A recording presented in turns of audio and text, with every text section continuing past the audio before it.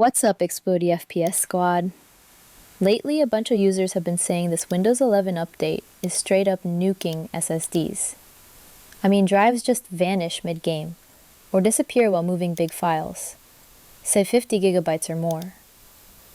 And sometimes all it takes is a quick reboot to bring them back, until you load up another massive file and boom, SSD ghosts out again.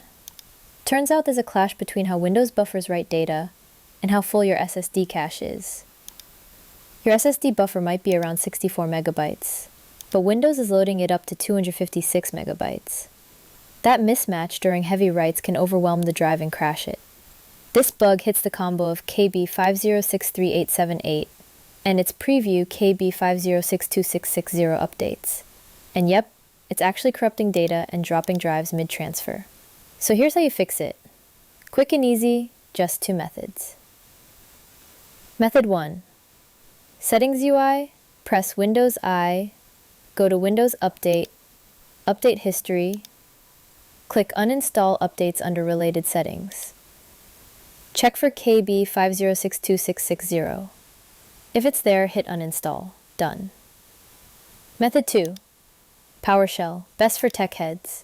Open PowerShell as admin and run. Get-HotFix where object. HotFixID EQ KB5062660.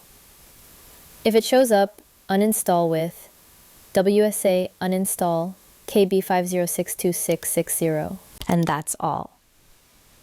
Removing KB5062660 should save your SSD from the disappearing act, at least until Microsoft drops an official fix.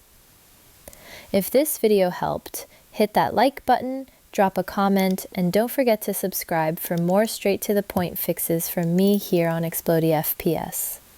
Catch you in the next one!